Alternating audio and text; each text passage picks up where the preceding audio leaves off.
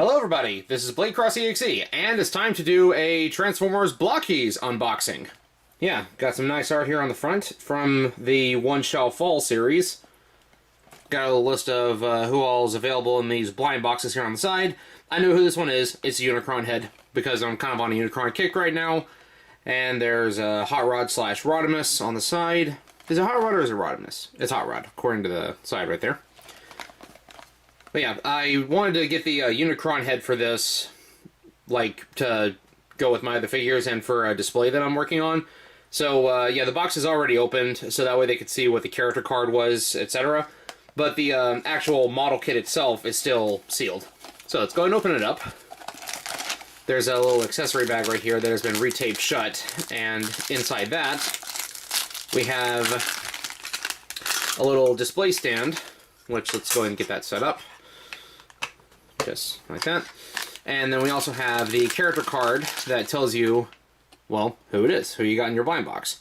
I know there is another variant of this where it's like a transparent color, but that one's like really expensive and I think it's kind of rare, so I don't really care too much about that one. Then we also have the instruction booklet in here, because again, this is a model kit and not just a toy, not just an action figure. I do appreciate this little blurb they have up here in the corner. Primary function, Lord of Chaos. Slogan, target, turn every star to dust until you bring me the Matrix. I just think that's hilarious. I feel like they should have capitalized Matrix right there, though, because it is like a specific item, like the Matrix of Leadership. I feel like that could be considered a proper noun, or however you want to say it. So that's the instructions. Looks pretty simple. So let's go ahead and open up the bag and get Unicron and all the pieces out here. There we go. Yep, a bunch of pieces in there. And they're not attached to like those little frames that most model kits I've seen are. Just kind of scattered here. Oh, that was one of his eyepieces trying to fly off. I wonder if this Unicron head model scales with the HasLab Unicron. And we do have a little tiny scale model of the Autobot shuttle that supposedly scales with the head. Kind of like that. That's going to be part of my display as well. I do think it's kind of funny though, because I don't think we ever saw Unicron with an Autobot shuttle in the movie. Like, we had the Junkion shuttle, we had the Decepticon ship, the Revenge, and we had that Quintesson ship that Hot Rod used to smash through his eye, but we didn't see him. And we had like the little moon-based shuttles, but they were a different model than this. Not complaining though, because I really like the Autobot shuttles. Alright, so we look for this frame piece right here, and this looks like that plugs in with those little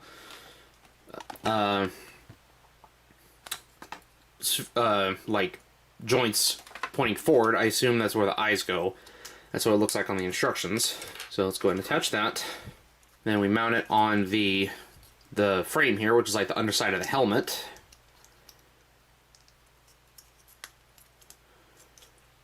We take his face, pop that into place.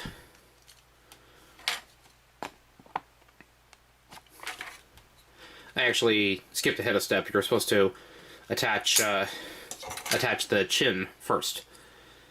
It's got a little slots right there. You pop the lower jaw into place. There we go.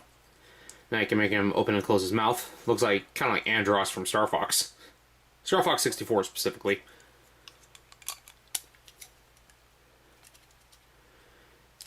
And that all sits into place. Next, we take the face panel and we put the eyes in.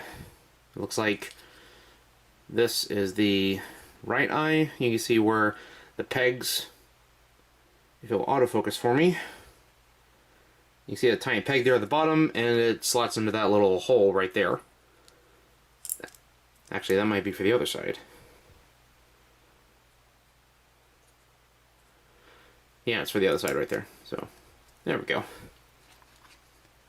It's left eye, not the right eye. And we do the same on this side. we take the chin, like the gray chin, and we just tab it right there into the bottom of the blue chin. Then we pop the faceplate on. There we go.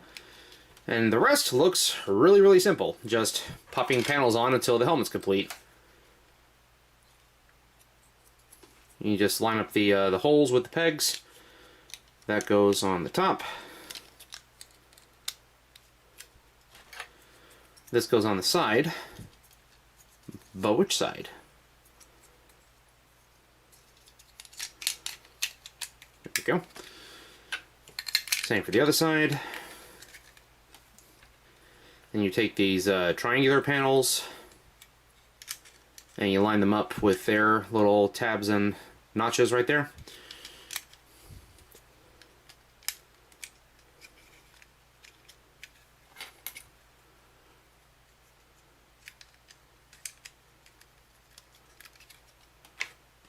There's the back cover.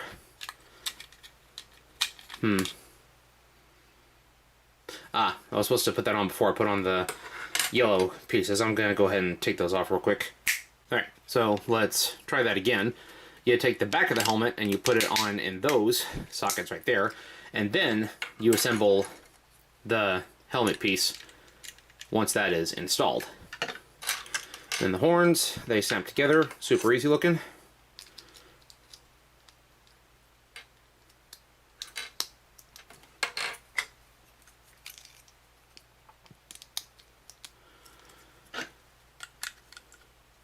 Doesn't matter what side it goes on, actually. Yeah, because it's got that little tab right there, a little peg. That slots in there, and that slots in there. That doesn't mean that they don't move up or down, though.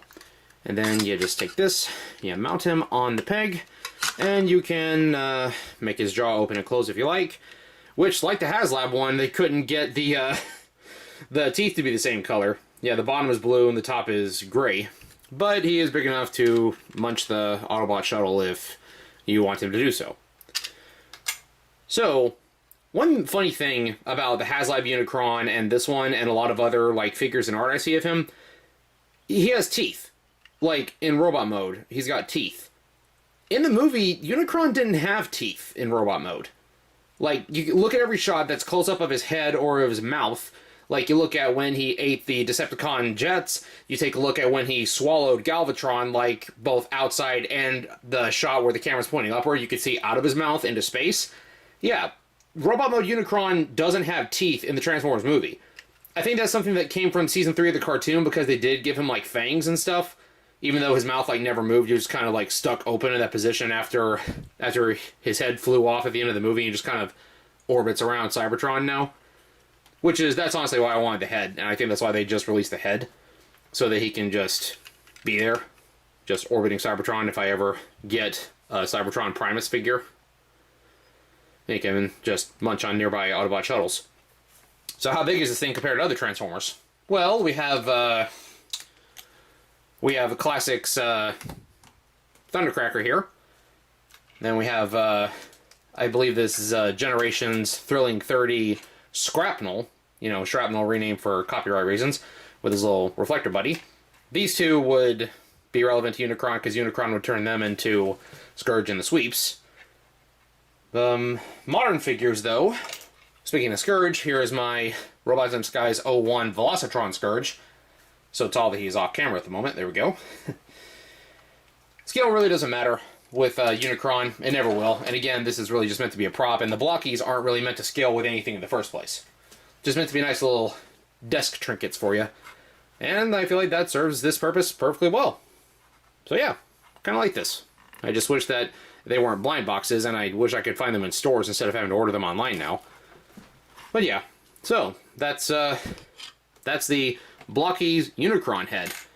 I do like the amount of detail they put on here. Again, I wonder if it is like close in size to the HasLab Unicron head. I feel like this is the closest I'll ever be to owning that. But I'm okay with that, because truth be told, I don't really want the HasLab Unicron. Based on every review I've seen of it, that goes beyond just it's really big and Unicron's big, so that's why it's good. Any video or written testimony I've seen that goes in depth about what features it has they haven't given it high praise. So I'm content sticking with, like, different versions of Unicron. And this one is really just a nice display piece for, you know, a display that has Cybertron and just a disembodied Unicron head just floating around there. Well, that's all I got for this one, and I'll see you guys next time. Peace out. Special thanks to all Patreon supporters, including Mark Hastings,